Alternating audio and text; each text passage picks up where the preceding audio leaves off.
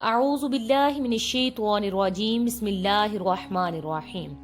اربوں خربوں درود و سلام حضرت محمد مصطفیٰ صلی اللہ علیہ وآلہ وسلم پر اور آپ کی آل پر۔ دا نالج فیکٹری کے ساتھیوں، السلام علیکم ورحمۃ اللہ وبرکاتہ۔ ناظرین کرام، مارخور آپ کون ہو؟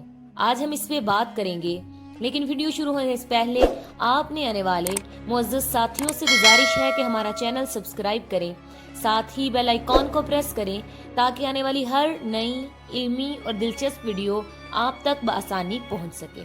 ناظرین کرام، ہم وہ ہیں جو پاکستان کی بقا کے لیے انڈین خفیہ ایجنسی را کے ہیڈ کوارٹر میں فائنل کھیلتے ہیں، مطلب جہاں پر را کے سپاہیوں کی تیاری ہوتی ہے، مارخور کی چراگاہ ہے۔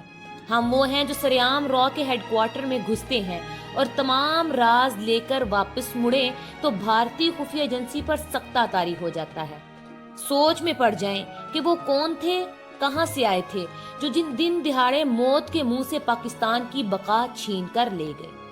ہم وہی تو ہیں، جب تم دشمن سے بے خبر اپنے اپنے کام کاج میں مصروف ہوتے ہو تو ہم تمہاری گلی کوچوں میں مختلف روپ دھارے اپنے کام کر چکے ہوتے ہیں۔ ہاں، ہم وہ تھے جب بھارتی ایجنسی را نے پاکستان کو توڑنے کے لیے کلبھوشن اور سینکڑوں ایجنٹوں سمیت دیگر خفیہ ایجنسی کے نیٹ ورکس کا جال بچھایا تو اس کو نہ صرف ختم کیا بلکہ بے شمار سانپوں کو نگل لیا، جن کے زہر سے بلوچستان اور کراچی کو توڑ کر پاکستان کے ٹکڑے کرنے والے تھے۔ ہم نے دنیا کے عیش و آرام کو ٹھوکر مار کر تین سال تک بلوچستان اور کراچی کی گلیوں میں کچرا چنتے تھے اور کوڑا کرکٹ کے ڈھیر پر تین سال تک سوئے، کیونکہ ہمیں اپنا وطن اور اس کے لوگوں سے پیار ہے۔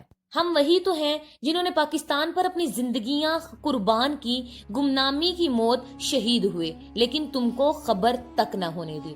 ہاں، ہم ہی تھے جب پاکستان کو ایٹم بم بنانے کے لیے خفیہ پرزوں کی ضرورت تھی تو ہم وہ پرزے حاصل کرنے کے واسطے ساری دنیا میں پھیل گئے تھے، لیکن وہ خفیہ پارٹس پاکستان کی بقا کے لیے پاکستان پہنچائے، بدلے میں ہمارے کئی گمنام شہزادے دنیا کی تاریک راہوں میں گمنامی کی موت شہید کر دیے گئے۔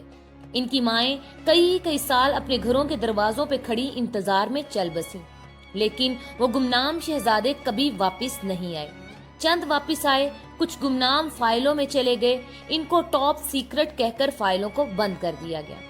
ہم وہ تھے جنہوں نے پاکستان کو ایٹمی طاقت بنانے کے لیے پاکستان کے ازلی بھارت کے ایئرپورٹ کو استعمال کیا تھا۔ کچھ ایٹمی پارٹس کو بھارتی ایئرپورٹ کے ذریعے پاکستان شفٹ کیا گیا۔